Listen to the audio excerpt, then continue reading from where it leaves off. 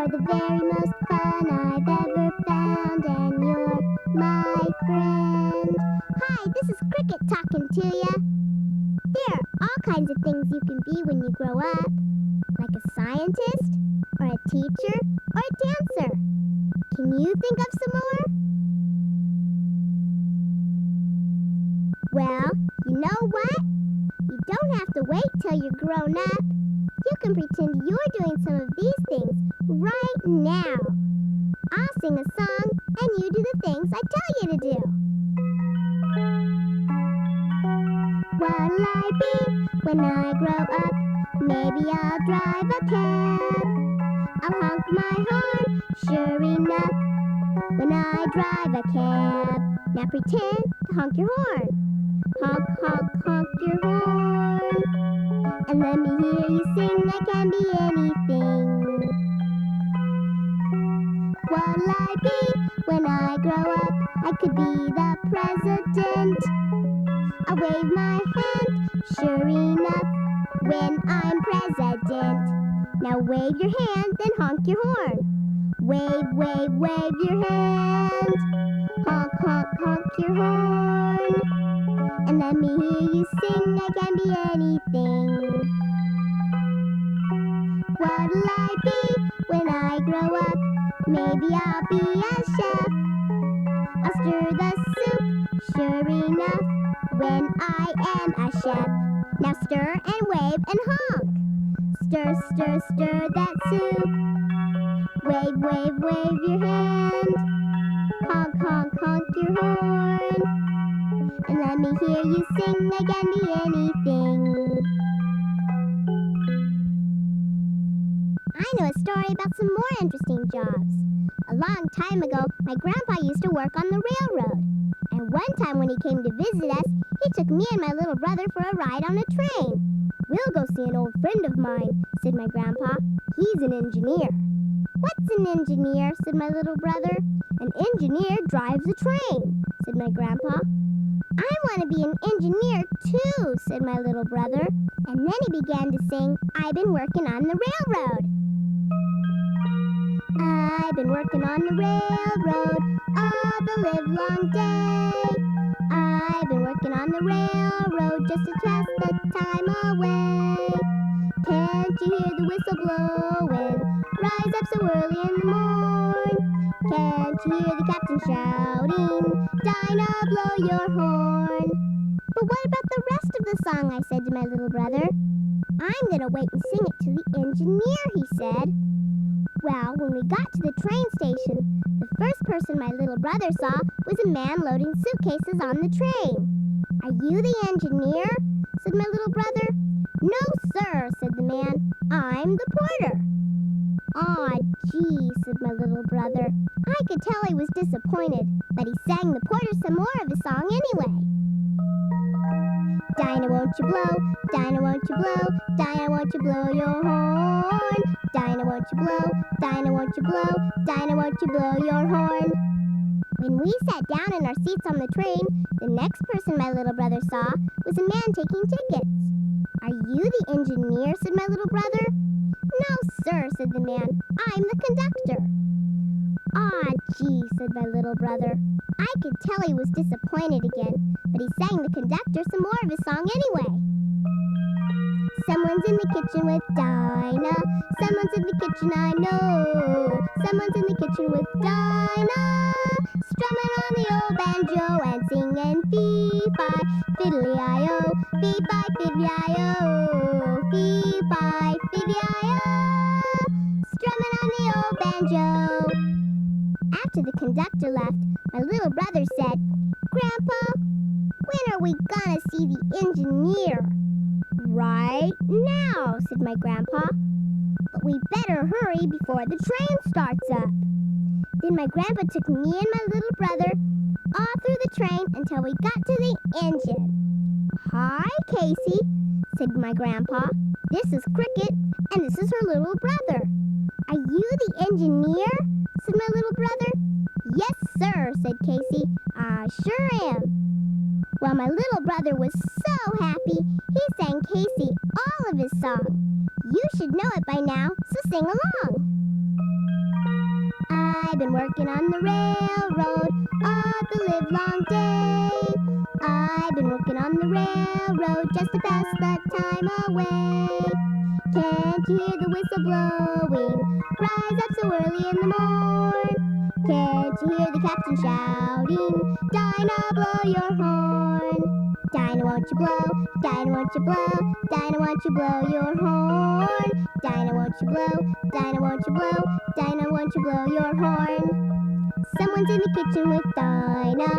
Someone's in the kitchen, I know. Someone's in the kitchen with Dinah, strumming on the old banjo and singing fee-fi, fiddly-i-o, fee-fi, fiddly-i-o, fee-fi, fiddly-i-o, strumming on the old banjo. Now here's a spelling game about 3 different jobs. I'll say, I knew a dancer who danced a J. What did she dance? Then you say, a J. Then I'll say, I knew a dancer who danced a J-I. What did she dance? And you say, J-I. And we'll keep going like that. Ready? Let's start. I knew a dancer who danced a J. What did she dance? I knew a dancer who danced a J-I. What did she dance? I knew a dancer who danced a J-I-G. What did she dance? That's right. She danced a J-I-G. She danced a jig.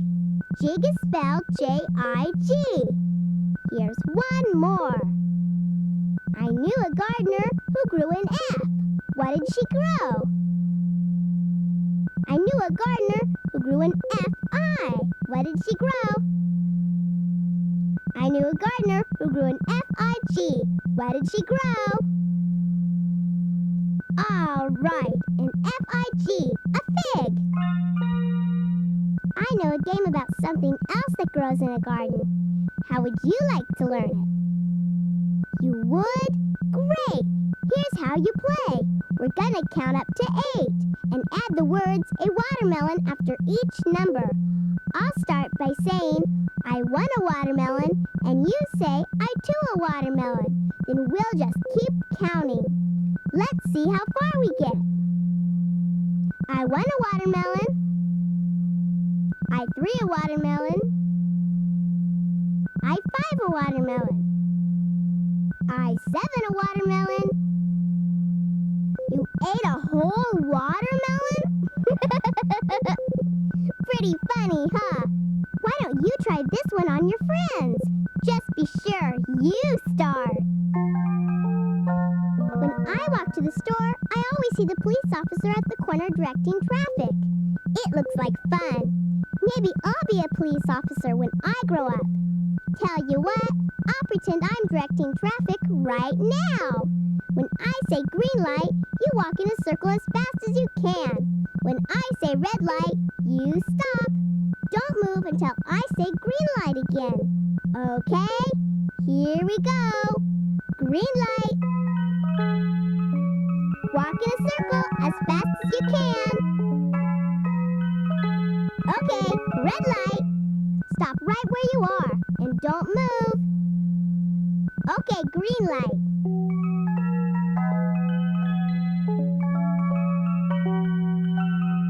Red light. Don't move. Don't move. Okay, green light. Keep going, keep going. Red light. Hold it, hold it, hold it. Okay, green light.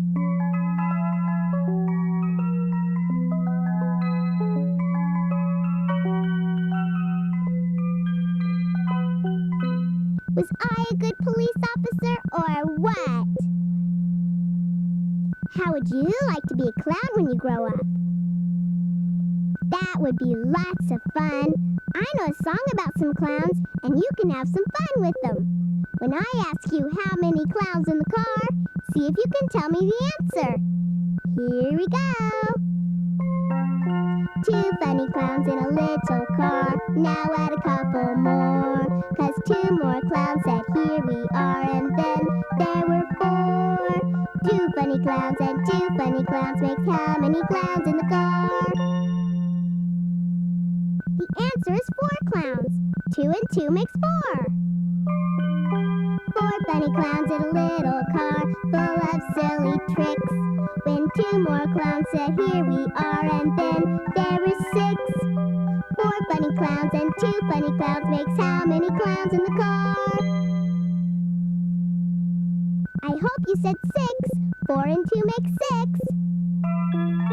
6 funny clowns in a little car, laughing while they wait. Then 2 more clowns said, "Here we are," and then there were 8. 6 funny clowns and 2 funny clowns makes how many clowns in the car? The answer is 8 clowns. 6 and 2 makes 8. Well, 8 funny clowns were in that car, and the car was very small. They drove and they drove, and when they stopped, they couldn't get out at all. Remember that song I sang about growing up, and I said I could be anything? Well, it's true. I know a little mouse named Mikey who dreamed of being a famous circus star. And you know what? He did it! It all started the first time the circus came to town. Mikey went to see it every day. But when he asked if he could join, all the animals laughed at him. "A mouse in the circus?" said the elephants. "You must be kidding. You're not big enough." But that didn't stop Mikey. He watched them do their tricks, and then he went home and practiced until he could do them all. "I'm going to join the circus and become a famous circus star," said Mikey, "and I'm not going to let anything stop me." The next time he went back to the circus and asked if he could join, all the animals laughed at him again. "A mouse in a circus?" said the trick ponies. "You must be joking. You're not smart enough." But that didn't stop Mikey. He watched them do their tricks, and then he went home and practiced until he could do them all. "I'm going to join the circus and become a famous circus star," said Mikey, "and I'm not going to let anything stop me." The next time he went back to the circus, he stopped to watch the lions and tigers. "They're the real stars of the show," said Mikey to himself. "If only I could be like them." The tigers ran in circles, and the lions jumped through hoops. And Leon the lion, who is the biggest star of all, stood up and roared. "He's so wonderful," said Mikey, "and so big, and so smart. Gee, I wonder if I really can be a circus star like him." Then just for a minute, Mikey began to think his dream might not come true.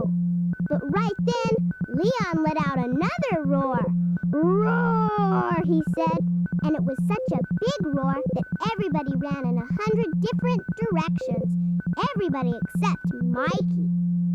"After all," said Mikey, "we circus stars have got to stick together." "Roar," said Leon. "What's the matter?" said Mikey. "My paw hurts," said Leon. "Let me take a look," said Mikey. And he ran right underneath Leon's paw. Sure enough, there was a big splinter in it, and Mikey pulled it right out. "Gee, thanks," said Leon. "Say, haven't I seen you around here before?" "Maybe," said Mikey. "I've been coming to the circus every day. I can do all the tricks the elephants can do, and all the tricks the trick ponies can do. Wanna see?" So Mikey showed Leon everything he could do. And picture this. Leon thought Mikey would make a terrific circus star. In fact, he asked Mikey to join the Lion and Tiger Act, which is exactly what Mikey did. And before long, he became the famous circus star he always dreamed of becoming. And you know what? Every time the circus comes to town, I go and visit Mikey. And is he happy or what? Mikey grew up to be just what he wanted, and you can too. If you want, you can turn my tape over now and learn about some more things you can be. Just remember, I'll be talking to ya.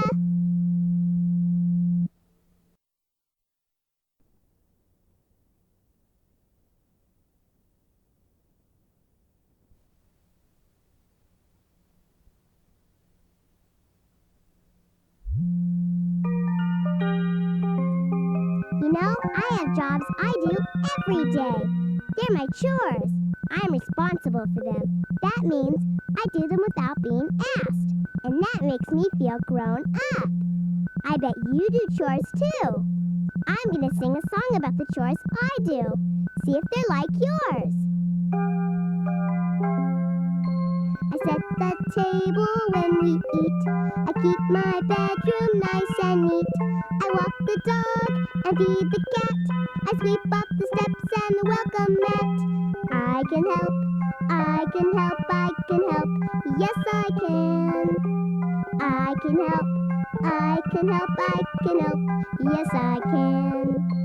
I put my books back on the shelf. I clean up messes I made myself. I make my bed every day. And just like a grown-up, I can say, I can help, I can help, I can help. Yes, I can.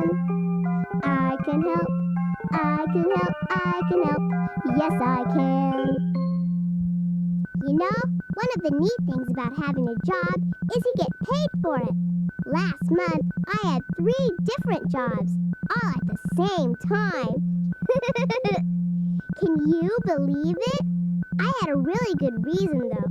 I wanted to earn some extra money to buy my friend Cindy Lou a special birthday present. Only my 3 jobs almost got me into big trouble. Want to hear about it? Okay, here goes. Cindy Lou's birthday party was going to happen on the last Saturday of the month. So as soon as I got her invitation, I started looking for her birthday present. You'll never guess what I found. A baseball glove. Cindy Lou loves to play baseball, just like me. When I asked the man in the store how much the baseball glove cost, he said, $14. $14, I said, but my allowance is only $1 a week. I'll never save enough in time. How about getting a job, the man said. I can save this glove for you. So I got my first job that very same day. I walked Mrs. Griffin's dog while she was away on vacation. Only problem was I had to do it after school when I usually play with Cindy Lou. Every day that week, Cindy Lou came by my house and said, "Cricket, let's go play baseball." And every day I said, "Not today, Cindy Lou. I have to do something first." But of course, I couldn't tell her what it was. The next week, I got my second job. I watered Mr. Rogers' lawn while he was away visiting his sister. And every day that week, Cindy Lou came by my house and said, "Cricket, let's go play baseball." And every day I said, "Gee, Cindy Lou, I'd like to, but there's some things I have to do first." Cindy Lou looked disappointed, and I was afraid she thought I didn't want to play with her anymore. But what could I do? The next week I got my third job. I delivered Mrs. Wilson's groceries while she was staying late at work. And every day that week, Cindy Lou came by my house and said, "Cricket, let's go play baseball." And every day I said, "I can't today, Cindy Lou. I'm just too busy." "Well, I hope you won't be too busy on Saturday," said Cindy Lou. "That's my birthday. Remember?" "Don't worry," I said. "I remember." On the day before Cindy Lou's birthday, I counted all the money I made. I had $15.83. When I went to buy Cindy Lou's baseball glove, the man in the store said, "Is she gonna be surprised or what?" But when I got home, I just couldn't wait to give Cindy Lou her present. So I wrapped it up and ran all the way over to her house. "Happy birthday," I said to Cindy Lou. Well, Cindy Lou unwrapped her present, and I could tell she was really happy. "Wow, Cricket," said Cindy Lou, "I want to try out my new glove right now." "Okay," I said, "let's go play baseball." And that's exactly what we did. My cousin has an interesting job. He's a musician in a marching band. Wouldn't it be fun to grow up and march in a marching band? Tell you what, I'll sing a song about a marching band, and you can pretend you're in it. Just march to the music and play the instruments I sing about. Oh, I wanted to march in the marching band, so I got myself a drum. It weighed so much I could hardly stand, but I got myself a drum. With a brum and a brum, I played upon my drum. And I marched to the end of the town, and then I turned around and marched right back again. Keep marching, and now you're gonna play trombone. Oh, I wanted to march in the marching band, so I learned to play trombone. Now they plug their ears whenever they can, 'cause I learned to play trombone. Wah, wah, wah, wah, I'm the best you ever saw. When I marched to the end of the town and then turn around and march right back again. Now get ready to play the flute and march. Oh, I wanted to march in the marching band, so I made myself a flute. I made it out of an old tin can. I made myself a flute. Toodaloo toot toot, toodaloo toot toot. I made myself a flute, flute, flute. And I marched to the end of the town and then turned around and marched right back again.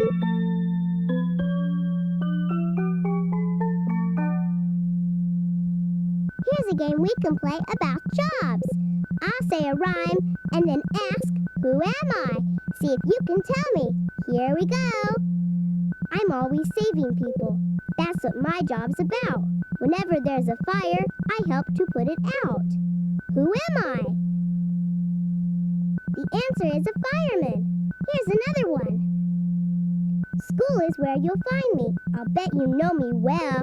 I'm there to teach the students how to add and spell. Who am I?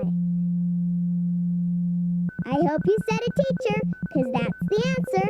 Let's try another one. The crops that I am growing, you'll buy in the stores. I feed and milk old Bessie and do lots of other chores. Who am I? Did you say a farmer? That's the right answer. Here's the last one. I work out on the ocean. A boat is home for me. I travel far and wide as I sail across the sea. Who am I? The answer is a sailor. I know a nursery rhyme about a boy who didn't have a job. His name was Simple Simon. Want to hear it? Okay, here goes. Simple Simon met a pieman going to a fair. Said Simple Simon to the pieman, let me taste your ware. Said the pieman to Simple Simon, show me first your penny. Said Simple Simon to the pieman, you know, I haven't any. So Simple Simon decided to try and earn some money. He became a handyman. I know. Let's play a game of Simon Says and do what Simple Simon did. When I say Simon Says hammer a nail, you pretend you're hammering up and down. Try it now. When I say Simon Says saw some wood, you pretend you're sawing back and forth. Give that a try. When I say Simon Says paint a fence, you pretend you're painting from side to side. Try that one. But if Simon doesn't say to do something, don't you do it. Ready? Let's start. Simon Says hammer a nail. Simon Says saw some wood. Simon Says paint a fence. Hammer a nail. Did you hammer a nail? Simon didn't say to. Simon Says hammer a nail. Simon Says saw some wood. Paint a fence. Uh-oh, Simon didn't say to. Simon Says saw some wood. Simon Says hammer a nail. Simon Says paint a fence. Simon Says hammer a nail. Saw some wood. Simon didn't say to saw some wood. Simon Says saw some wood. Simon Says paint a fence. Simon Says hammer a nail. Simon Says paint a fence. Simon Says saw some wood. Simon Says saw some more wood. Simon Says paint a nail. Hammer a fence. Saw some hammers. Did Simple Simon get confused or what? Remember that song I sang about helping out? Well, now I'm going to tell you a story about a little girl who helped in her father's shop. Once upon a time, there was a shoemaker named Lalo, who had a little daughter called Marissa. Marissa only wanted to be one thing when she grew up, a ballerina. Her father saved every penny he made so someday Marissa could start taking dancing lessons. "And I will make you the most beautiful pair of dancing slippers to wear," said Lalo. "Oh, thank you, Father," said Marissa. "I can hardly wait." Now, Lalo was no ordinary shoemaker. He was shoemaker to the Queen, which meant that whenever the Queen wanted a pair of shoes fixed, poor Lalo had to fix them as fast as he could. The only problem was the Queen owned 365 different pairs of shoes. Lalo was always so busy fixing them, he never had enough time to make Marissa's dancing slippers. Every night before Marissa went to bed, Lalo would say, "In the morning, you shall have your slippers." But every morning when Marissa woke up, she'd find her poor father asleep in his shop. And of course, there wasn't a pair of dancing slippers in sight. "Oh, what'll I do?" Marissa would say. "I'll never get to be a ballerina this way." Things went on like this for a long time until one day Marissa decided to try something different. So she said to her father, "Why don't you let me help you fix the Queen's shoes?" "It's worth a try," said Lalo. "Maybe that way I'll have enough time to make your dancing slippers." So every night after she did her homework, Marissa sat down with her father in his shop, and they each fixed a pair of the Queen's shoes. But just when it looked like they might be catching up, picture this. The Queen went on a shopping spree and suddenly there were 365 more pairs of shoes to fix. "Don't worry," said Lalo to Marissa. "I'll find the time to make your dancing slippers someday." Well, the next morning when Marissa woke up, she found her father asleep in his shop as usual. But guess what? She also found all of the Queen's shoes fixed just as good as new. And over in the corner, busy making a pair of dancing slippers, was the cutest little elf you ever saw. "Who are you?" said Marissa. "My name is Snug," said the elf. "I'm the elf assigned to ballerinas in distress." "You mean those dancing slippers are for me?" said Marissa. "Yes, ma'am," said Snug. "Try 'em on and see if they fit." So Marissa tried the slippers on, and when they fit perfectly, she was so happy she twirled around the room as if she really was a ballerina. "Hey," said Snug, "maybe you don't need dancing lessons after all." "Oh, yes I do," said Marissa. "I want to be the best ballerina in the whole wide world." "That's what it takes," said Snug. And before Marissa could thank him, Snug the elf was gone. Just then, Marissa's father woke up. "Who fixed all the Queen's shoes?" said Lalo. "And who made you those beautiful dancing slippers?" "A little elf named Snug," said Marissa. Lalo didn't quite know whether to believe his daughter or not, but he was so happy he didn't care. "You can start your dancing lessons right away," said Lalo to Marissa. "And you can retire from being shoemaker to the Queen," said Marissa to her father.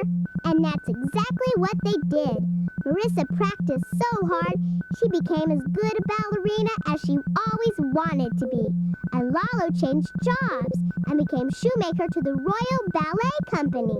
And whenever he got a little too far behind in his work, who do you think appeared to help him catch up?